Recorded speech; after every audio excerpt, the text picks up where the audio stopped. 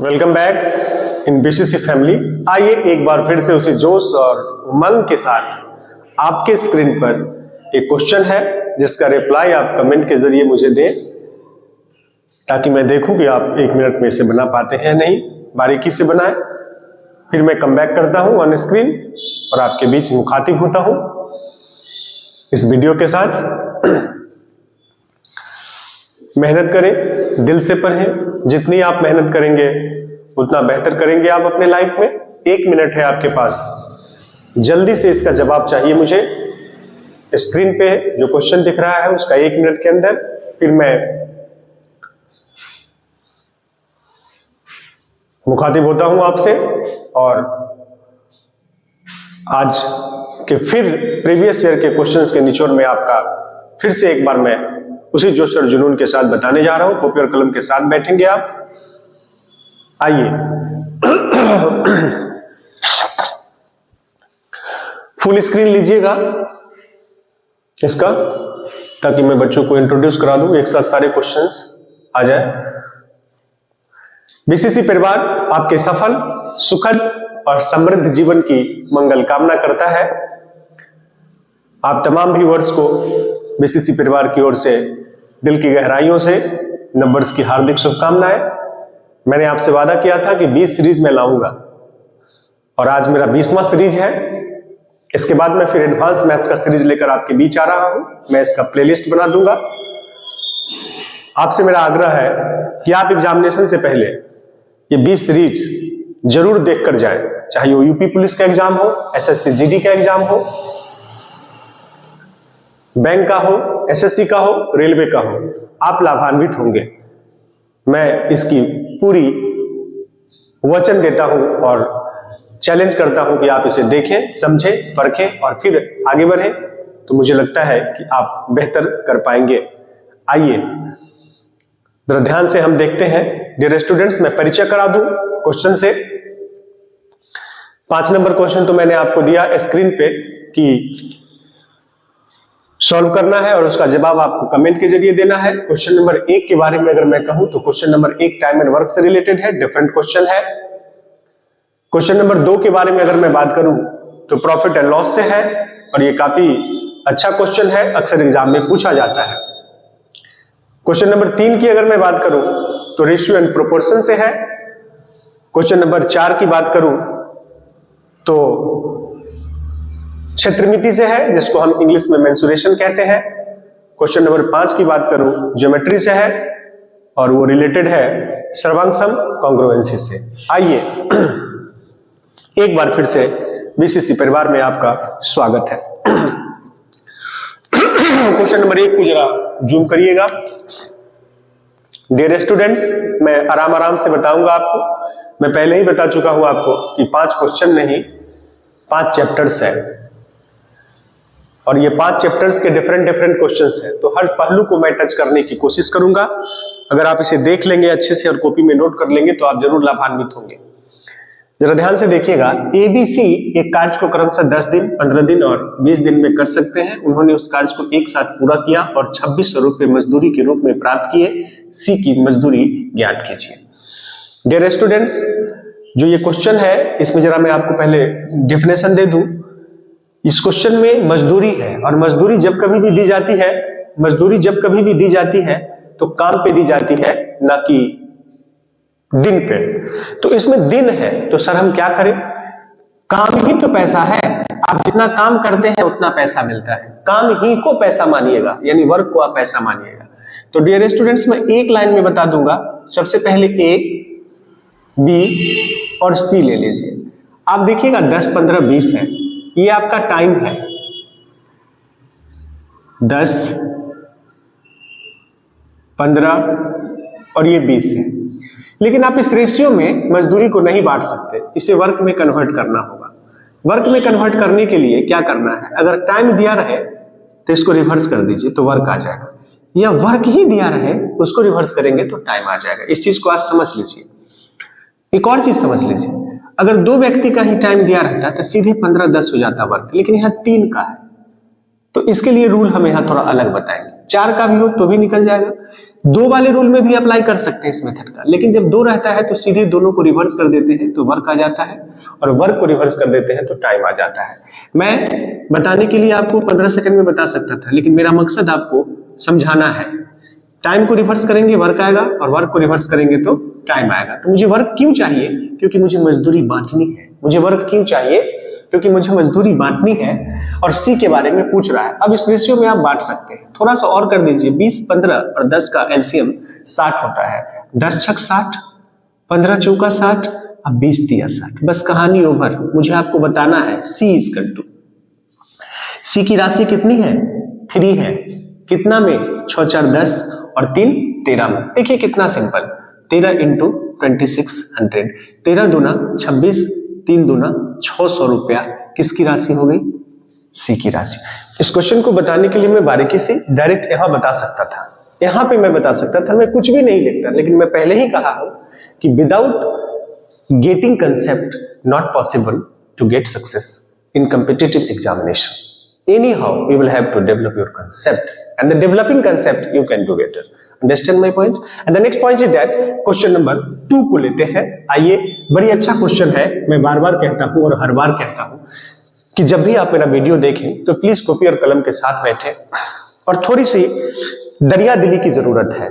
दरिया दिली इसलिए कि सब्सक्राइबर बढ़ना चाहिए, बढ़ भी रहे हैं, लेकिन थोड़ा और तेजी से बढ़ना चाहिए। अपने सर्कल में, अपने ग्रुप में, अपने घर में, अपने मित्रों में प्लीज इसे शेयर जरूर करें, ताकि वो भी लाभान्वित हो और मैं भी लाभान्वित हो, ताकि वो मुझे एनर्जी मिले, तो मैं फिर आपके बीच कोई नया सीरीज लेकर आऊंगा। 20 सीरीज में समाप्त कर रहा हूं आज SBR, SSC बैंक और रेलवे का। इसके बाद मैं एडवांस मैथ का सीरीज लेकर आ रहा हूं फिर से आपके बीच, जिसमें सिर्फ एडवांस मैथ्स के क्वेश्चन होंगे। आप तैयार रहेंगे। आइए, डियर स्टूडेंट्स, एक विक्रेता अपने फलों को क्रय मूल्य पर बेचने का दावा करता है, लेकिन फिर भी उसे 5.5/19% का लाभ होता है। 1 केजी में वो कितना देता है? बड़ी अच्छा क्वेश्चन है। एग्जामिनर का मैटर में जो इरादा है वो ये नहीं कि आपको बड़ा बड़ा क्वेश्चन पूछे, वो उलझाने की कोशिश करता है। इस क्वेश्चन को अगर आप एक्स से ही बनाएंगे ना, तो मुझे लगता है ज्यादा फ्रूटफुल हो जाएगा, बड़ी बारीकी से बन जाएगा। अगर मैं आपसे कहूं कि 1 केजी को आप 1000 ग्राम लिख सकते हैं, क्योंकि आंसर ग्राम में है। तो दुकानदार कहता है कि साहब मैं फायदा नहीं कमाता हूं, मैं जितना मैं सामान खरीद कर लाता हूं उतनी में आपको बेच देता हूं। फिर भी लास्ट में कह रहा है कि साहब फिर भी उसे लाभ होता है। तो कहीं ना कहीं तो दुकानदार बेईमान है। ये नेचुरल चीज सी बात है, हम लोग के गांव में चलता है ना, तराजू के नीचे जो है हम लोग बटखारा लगा देते हैं।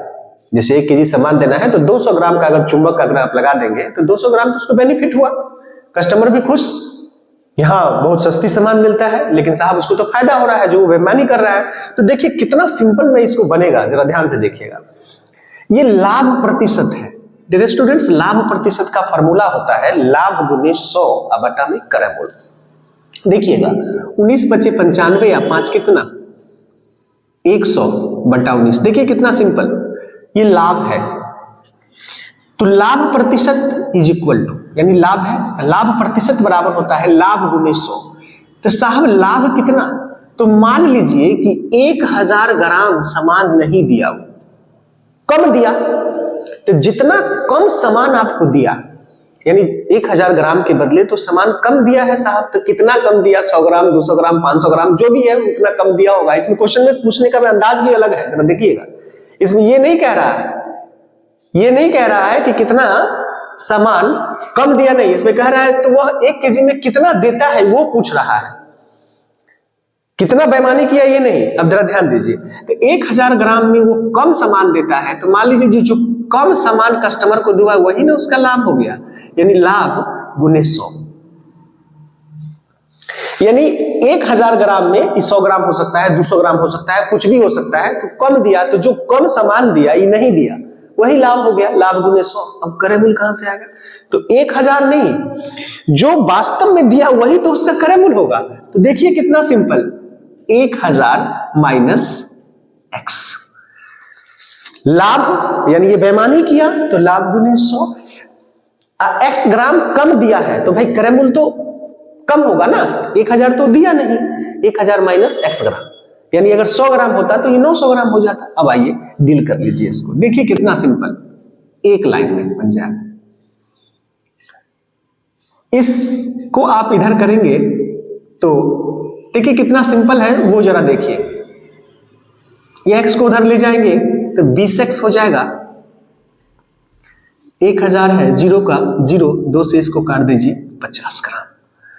यानी आप दुकानदार 50 ग्राम की बेईमानी करता है, 1000 आपको नहीं देता है, और जब 1000 आपको नहीं देता है तो वही तो बेईमानी कर लिया। जो दुकानदार का लाभ है, यहां बेईमानी ही लाभ है। देखिए इसमें अगर आपसे ये पूछता कि दुकानदार ने कितना लाभ लिया तो 50 ग्राम का लाभ उसको होता है, लेकिन कितना सामान दिया, दोनों सवाल सीख लीजिए। अगर पूछता कि कितना दिया तो फिर अलग हो गया, क्योंकि 1000 ग्राम तो दिया नहीं, 50 ग्राम तो बेईमानी कर गया, बेईमानी किया, यानी यही बेईमानी इसका लाभ है। तो पूछता कितना बेईमानी किया तो 50 ग्राम का बेईमानी किया, लेकिन दिया कितना, तो 1000 में से 50 ग्राम को घटा दीजिए तो ये हो जाएगा 950। मुझे बताना होता तो मैं एक लाइन में बता देता या नहीं बता देता। आप थोड़ा ध्यान से सोचिएगा, समझिएगा तो आपको जरूर समझ में आएगा। जो भी कंपटीटर होगा उसको इतना जरूर समझ में आएगा कि मेरा मकसद आपको जल्दी करके नहीं बताना है, मेरा मकसद आपको है कि आप तक कंसेप्ट पहुंचाना। देखिए कितना सिंपल, 2-3 चीजें इसमें आपने सीख गया होगा, और इसको एक्स पे बनाना ही ज्यादा आसान है। मैथ्स कहता है कि कोई जरूरत नहीं है टेक्निक का, अगर आपके पास कंसेप्ट है ना तो टेक्निक से पहले मैथ बना लेंगे। ये आप कान खोलकर सुन लीजिए। आइए सवाल नंबर 3 देखिएगा, कितना अच्छा सवाल है, इसको आप जरा ध्यान से देखिए।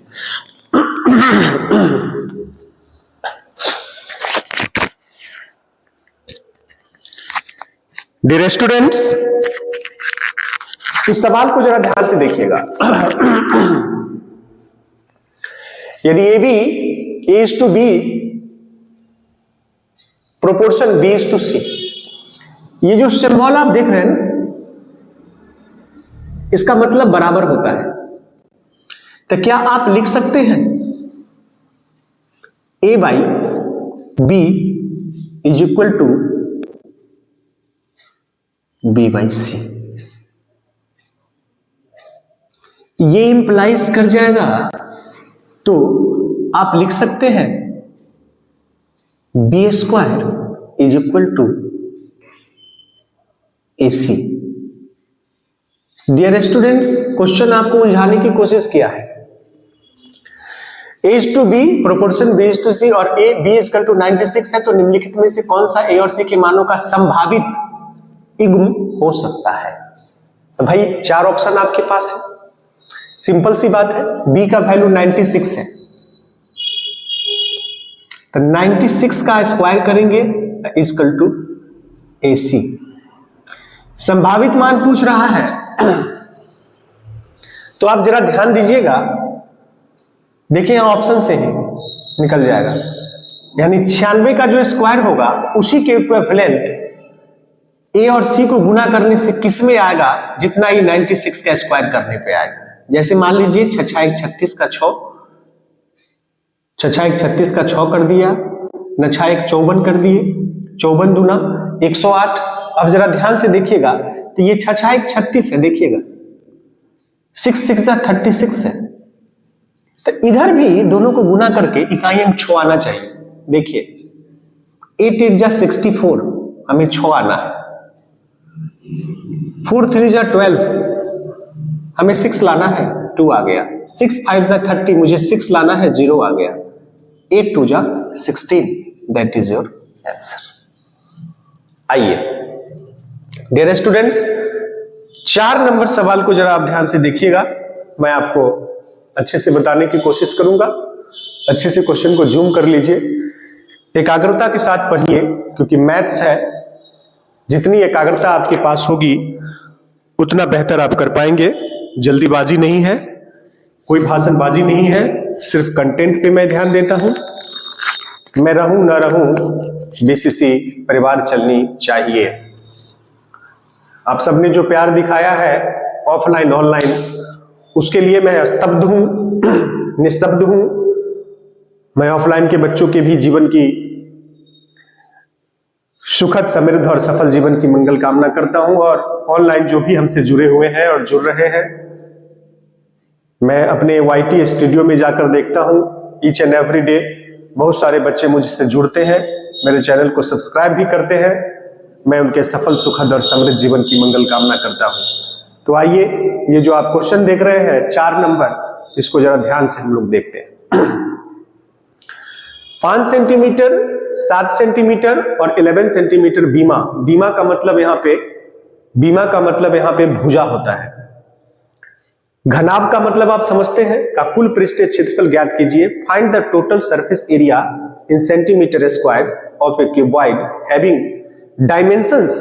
डायमेंशंस का मतलब यहाँ बीमा हो गया, जिसकी मतलब डिफरेंट डिफरेंट भुजाएं हो गए। 5 सेंटीमीटर, 7 सेंटीमीटर और 11 सेंटीमीटर। बस एक लाइन में मैं इसको बता दूंगा। किसी सीरीज में मैंने इसकी चर्चा किया था। घनाभ का कुल पृष्ठीय क्षेत्रफल जो होता है,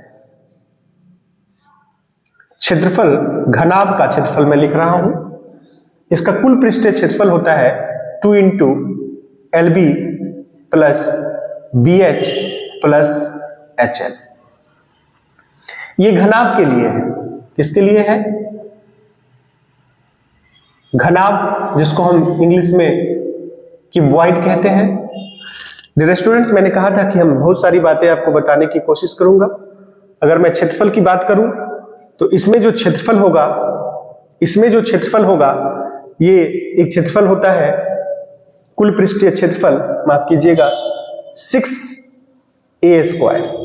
ये होता है आपका घन के लिए। किसके लिए होता है? घन के लिए, जिसको हम इंग्लिश में क्यूब कहते हैं। घनाभ की अगर हम बात करें तो क्यूबॉइड कहते हैं इंग्लिश में, घन को हम क्यूब कहते हैं। लेकिन ये आपसे पूछ नहीं रहा है, फिर भी मैंने आपसे बता दिया, क्योंकि घन की भुजाएं बराबर होती है और घनाभ की जो भुजाएं होती है वो डिफरेंट डिफरेंट होता है। तो हम इस पे रहेंगे, आप दोनों को नोट कर लीजिएगा। सपोज करिए अगर घन दे दे तो आप घन का भी निकाल सकते हैं। ये कुल पृष्ठीय क्षेत्रफल है, तो मैं यहीं से क्लियर कर देता हूं। LB, ये आपका L है, मैं LB को इंडिकेट कर देता हूं, LBH यहीं पे। ये आपका L है, ये आपका B है और ये आपका H है। बस LB 7 × 5 = 35 प्लस BH 11 × 7 = 77 और HL 11 × 5 = 55। डियर स्टूडेंट्स, मैं देख रहा हूं कि यूनिट प्लेस से अगर काम चल जाए तो कर सकते हैं। 7 × 5 = 12, 12 में इकाई अंक 2 है और फिर 2 को 5 में जोड़ेंगे तो 7 हो जाएगा। इकाई अंक 7 आया और इस 7 को 2 से गुना करेंगे तो 7 × 2 = 14। देखिए कितना सिंपल, ना आपको जोड़ना पड़ा ना आपको गुना करना पड़ा। मैं फिर से रिपीट करता हूं, कैलकुलेशन, मेरा मकसद आपको बताना है, इसलिए मैं आराम से कंफर्टेबली धीरे धीरे मैं एक्सपर्ट हो रहा हूं। ऑनलाइन में मेरी एक्सपीरियंस उतनी नहीं था, जिसकी वजह से कुछ वीडियोस जल्दी में बन गए, लैक ऑफ कॉन्फिडेंस की वजह से, लैक ऑफ एक्सपीरियंस की वजह से। मैं कोशिश कर रहा हूं कुछ एक्सपीरियंस को मैं वापस लाऊं ऑनलाइन के फील्ड में भी। तो जरा ध्यान दीजिएगा, 7 × 5 = 12, 12 में इकाई अंक 2 है और उस इकाई अंक को फिर इस इकाई अंक से जोड़िए तो 5 × 2 = 7 हो गए। तो भाई इसके अंदर इकाई अंक 7 आया था, इकाई अंक से इसको तो गुना करेंगे तो 7 × 2 = 14। आप 4 ऑप्शन में से देख रहे हैं कि किसी में भी इकाई अंक 4 नहीं है सिवाय इसके। देखिए एग्जामिनेशन कैसे सेट किया, अगर आप इसको जोड़ते, गुना करते, फिर इतना लाते, कितना वक्त लग जाता। लेकिन दूसरा पहलू भी मैं समझा देना चाहता हूं, यदि सारे के इकाई अंक अगर 4 हो तब क्या करेंगे सर? तब मल्टीप्लाई कर लीजिएगा मेरे दोस्त, कोई दिक्कत नहीं है। लेकिन कंपटीटर जब आप है ना ओरिजिनल, तो ये सब बात ध्यान रखिएगा, क्योंकि जितना देर में आप मल्टीप्लाई करेंगे उतनी देर में आप 3 क्वेश्चन बना लेंगे। तो अगर काम बन जाए तो बना लीजिएगा, नहीं काम बने तो कर लीजिएगा। मान लीजिए सबका अगर 4 ही रहता तब तो आपको करना ही पड़ता। आइए डियर स्टूडेंट्स, अब मैं 5 नंबर क्वेश्चन के बारे में चर्चा करूंगा, आराम से उसको जूम करिएगा। मैं बार बार कहता हूं, हर बार कहता हूं कि आप आराम से, मन से, दिल से इस क्वेश्चन को बनाएंगे तो आसानी से बन जाएगा। 5 नहीं, सॉरी फॉर दैट, क्वेश्चन का नंबरिंग थोड़ी सी गलत हो गया है, 6 नंबर क्वेश्चन करिएगा। मैं यहाँ पे इसको ठीक कर देता हूं। 5 नंबर क्वेश्चन जो है मेरा रिप्लाई के लिए था कमेंट के जरिए, 6 नंबर। इस क्वेश्चन का मैं परिचय करा दूं। जैसा कि आप स्क्रीन पे साफ साफ दिख रहा है, एक बेहतर स्टूडियो तो नहीं है मेरे पास, फिर भी मैं अपनी टीम की सहायता से, अपने बीसीसी परिवार के टीचिंग मेंबर की सहायता से मैं आप तक एक बेहतर कंसेप्ट, एक बेहतर मटेरियल, एक बेहतर कंटेंट पहुंचाने की अपनी भरपूर कोशिश करता हूं। फिर भी अगर आपको कुछ इब्बट लगे तो मैं क्षमा प्रार्थी हूं उसके लिए, और अगर कुछ लगे कि सजेशन मुझे जरूरत है तो मुझे आपके सजेशन का भी स्वागत है। आप सजेस्ट करेंगे, दिखने में कोई दिक्कत हो या हमारी आवाज में कहीं कोई स्पीड हो या फिर आवाज सुनने में आपको दिक्कत हो, उसके लिए भी आप कमेंट के जरिए मुझे सजेस्ट कर सकते हैं। मैं आपके सजेशन का शुक्रगुजार रहूंगा। तो आइए मैं इस क्वेश्चन को अच्छे से बनाने की कोशिश करता हूं। जैसा कि मैंने कहा था कि 5 क्वेश्चन है, और ये 5 क्वेश्चन नहीं 5 चैप्टर्स है, तो हर पहलू को हम टच करने की कोशिश करेंगे। देखिएगा स्क्रीन पे सिर्फ क्वेश्चन, आप मैं दिखूं ना दिखूं, क्वेश्चन दिखनी चाहिए। डियर स्टूडेंट, आप यहां पे देख रहे हैं, मान लीजिए कि कोण भुजा कोण के अंतर्गत PQR और त्रिभुज STU सर्वांगसम त्रिभुज है। यदि PQR 60 डिग्री है, PRQ 30 डिग्री है और STU 60 डिग्री है तो TSU ज्ञात कीजिए। सबसे पहले मैं एक बार इंग्लिश भी मैं कर देता हूं। Suppose triangle PQR and triangle STU are congruent triangles under ASA if angle PQR 60 degree, angle PRQ 30 degree, angle STU 60 degree. Dear students, ये बीच में जो आप देखते हैं ना, इसी को ये एंगल इंडिकेट करता है, बीच वाला। इस साइड वाले से आपको कोई मतलब नहीं है। इसको PRQ भी कह सकते हैं और QRP भी कह सकते हैं। ये बीच वाला एंगल इंडिकेट करता है। इसको जरा आप ध्यान से देखेंगे। मैं इसके लिए फिगर बनाता हूं, और इसके पहले मैं चर्चा कर चुका हूं कि कंग्रुएंट का मतलब होता है कि दो ऐसा सामान जिसके रंग, रूप, ऊंचाई, मोटाई, लंबाई, चौड़ाई सब सेम हो, उसी को हम सर्वांग सम कहते हैं।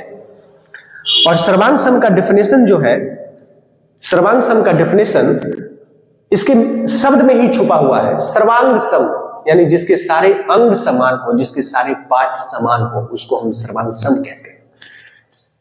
पिछले किसी सीरीज में मैंने समरूप की चर्चा की थी, जो डिफरेंट होता है। समरूप और सर्वांग सम में काफी डिफरेंसेज है, यानी कंग्रुएंसी और similarity. There is particular difference between congruency and similarity. तो आइए सबसे पहले मैं फिगर ड्रॉ करता हूं।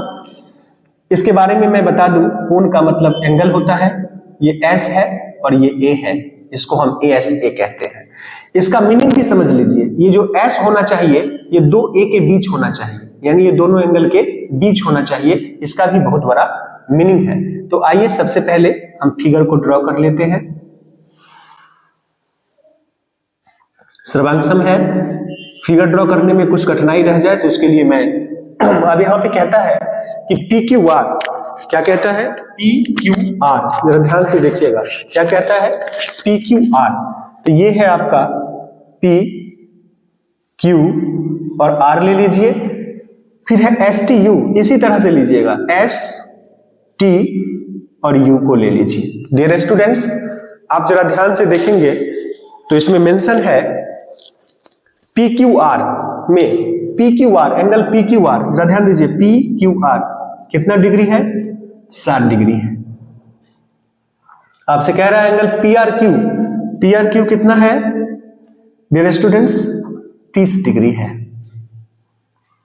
और फिर आपसे कह रहा है STU कितना डिग्री है डियर? STU 60 डिग्री है। डियर स्टूडेंट, जैसा कि ऊपर ही मेंशन हो चुका है कि ये कॉन्ग्रुएंस है, यानी ये दो ट्रायंगल जो है PQR और STU, ये कॉन्ग्रुएंट ट्रायंगल है। ये क्लियर कर चुका है कि ये कॉन्ग्रुएंट है, मुझे प्रूफ करने की जरूरत नहीं है। ये 60 है तो ये 60 दे दिया, और जब ये कॉन्ग्रुएंट है तो ये 30 है, तो यह भी 30 डिग्री हो जाएगा। हो गया, कुछ बचा ही नहीं। ये दोनों कंग्रुएंट है, ये क्वेश्चन आपसे कह रहा है। जब कंग्रुएंट बोल रहा है ना, जब क्वेश्चन आपसे कह रहा है कि this two triangles are congruent, then definitely each and every angles are same in both triangles and each and every sides are same in both triangles. तो ये 60 और 30 दिया हुआ था, तो इसमें 60 दे दिया इसके इक्विवेलेंट, तो ये 30 तो ये भी 30। अब जरा ध्यान दीजिएगा डियर, आपसे पूछ रहा है एंगल, आपसे पूछ रहा है एंगल TSU, ये वाला एंगल पूछ रहा है। तो अगर मुझे ये मिल जाएगा तो जो ये वही ये, तो 60 और 30 कितना 90, और एक त्रिभुज के तीनों कोणों का योगफल 180 होता है, तो 180 में से 90 घटा दीजिएगा तो ये 90 मिल गया। जब ये मिल गया ना तो ये मिल गया कितना डिग्री, 90 डिग्री। कितना सिंपल, कितना सुमन। एक बार फिर से मैं कहना चाहूंगा, कंग्रुएंट का मतलब यानी सर्वांगसम का मतलब जिसकी सारी भुजाएं सेम हो, सारी एंगल सेम हो, उसी को हम कंग्रुएंट कहते हैं। और अगर शुद्ध शब्दों में समझना चाहे तो सर्वांगसम का मतलब होता है जिसके सारे अंग समान हो, उसको हम सर्वांगसम कहते हैं। यदि आपको मेरा वीडियो अच्छा लगे, प्यारा लगे, कंफर्टेबल लगे, आपके लिए फ्रूटफुल हो, तो please please please please like करें, शेयर करें और सब्सक्राइब बटन पे जाके ऑल पे क्लिक करना ना भूलें, क्योंकि मैं आपसे वादा किया था और उस वादा के खिलाफ नहीं गया हूं, उस वादा के अनुकूल गया हूं। और मैंने आपसे वादा किया था कि SBR, SSC बैंक और रेलवे के प्रीवियस ईयर क्वेश्चंस के निचोड़ में आप तक पहुंचाऊंगा, और मैं पहुंचा दिया। 20 सीरीज मैंने आपको दिया है अभी तक। मैं इसका प्लेलिस्ट बना दूंगा अपने टीम से कहकर, और ठीक इस 20वें पार्ट के बाद मैं आपके बीच, मैं आप तमाम व्यूअर्स के साथ लेकर आ रहा हूं एडवांस मैथ्स की सीरीज, फिर से उसी जोश और जुनून के साथ ईच एंड एवरी डे फिर 5 क्वेश्चंस। हम हर एक क्वेश्चन एडवांस मैथ में कोई ज्योमेट्री से होगा, कोई मेंसुरेशन से होगा, कोई हाइट एंड डिस्टेंस से होगा, कोई ट्रायंगल से होगा, और कोशिश करूंगा कि ट्रायंगल से रिलेटेड, हाइट एंड डिस्टेंस से रिलेटेड जो कंसेप्ट है बेसिक, वह भी मैं आप तक पहुंचाने की भरपूर कोशिश करूंगा। तो प्लीज, यदि आपको मेरा वीडियो पसंद आए, यदि आपको मेरा कंटेंट पसंद आए, तो प्लीज लाइक करें, शेयर करें, सब्सक्राइब करें, और जो मुझे इनर्जाइज करता है, और ये एनर्जी मुझे अगर मिलता रहा तो मैं आप तक आने वाले समय में आपके साथ दिल से दिल मिला तो हमेशा आपके साथ में जुड़ा रहूंगा। ऑफलाइन के बच्चे के साथ साथ ऑनलाइन के बच्चे, आइए एक बार फिर से BCC परिवार आपके सफल, सुखद और समृद्ध जीवन की मंगल कामना करता है। इन्हीं के साथ मिलता हूं नेक्स्ट वीडियो में इसी जोश और जुनून के साथ। That's all.